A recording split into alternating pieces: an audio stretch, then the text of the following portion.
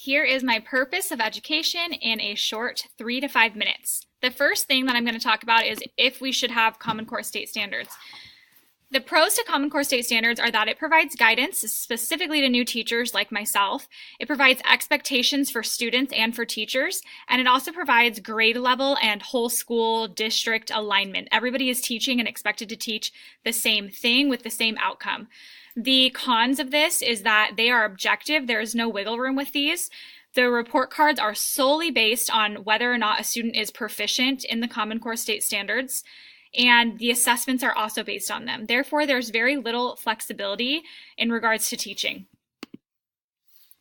The decisions being made at our school are mainly by the administrators. I work at a charter school, so we have a whole board of leadership that makes the decisions. We recently adopted a new curriculum called Benchmark, and I honestly don't even know who designed that curriculum. I tried to find it online, and it's just a whole corporate business, basically.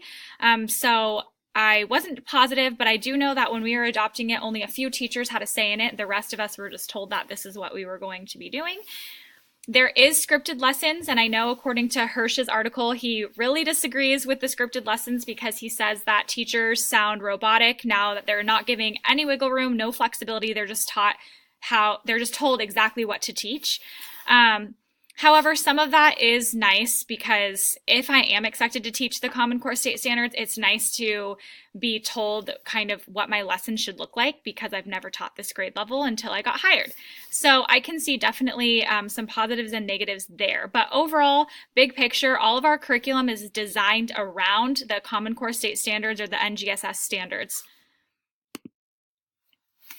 Do I get to make decisions about what I teach?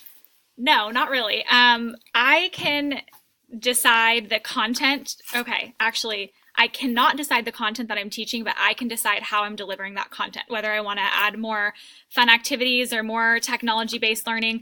I have the power to do that, which I love. However, I am given the curriculum and I am told to follow that curriculum. And also the assessments. We are a very tight assessment and standardized testing school. So I have to give a lot of assessments, and that is something that's been really difficult for me, which I'll get to here. Do I agree with that, and why or why not? My first year of teaching, I really struggled with this because I came in with so much excitement and so many new ideas, and I feel like they were all shut down so quickly because I was given all of these books that I had to be teaching. This is what goes on your wall. This is how you manage your classroom. This is the system that you use. And I remember feeling so overwhelmed and so shot down with all of my ideas but now with year two, I feel like I'm doing all of those things, but incorporating way more ideas and innovations of my own. So I'm kind of trying to feel that balance. I would feel lost without a curriculum to teach. I know that Hirsch in his article and in his video, he wants teachers to just totally stay away from curriculum and Common Core state standards. However, walking into a classroom and being told to teach anything I want or whatever I want, it would take me a very long time to develop all of these new projects and ideas. So that's definitely one thing, but I do want to give students more choice with their learning and do more inquiry-based teaching.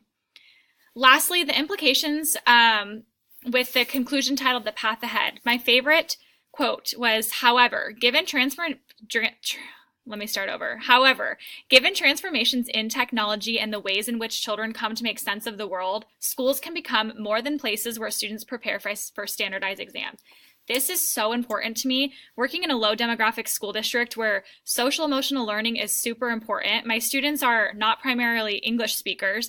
They feel discouraged easily, and standardized tests are incredibly hard for them when they're still learning English, first of all, and second of all, they don't have supportive families at home. So I want to make my classroom way more than just a place that I'm testing these students and telling them that they're failing or they're ones on their report card.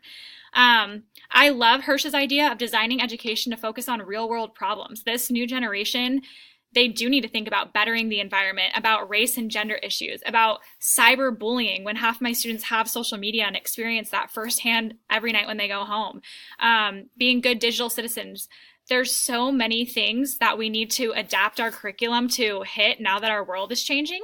So I would love to see our curriculum incorporate more of those things. I feel like our curriculum is so old school, and it's time to start getting some new ideas and incorporating way more of the issues that are going on in the world, and teach them how to fit into that society and how to have those real conversations about real problems. So hopefully we won't be doing Common Core state standards forever. However, as a new teacher, it is nice to have a basis and a foundation that I can work off of.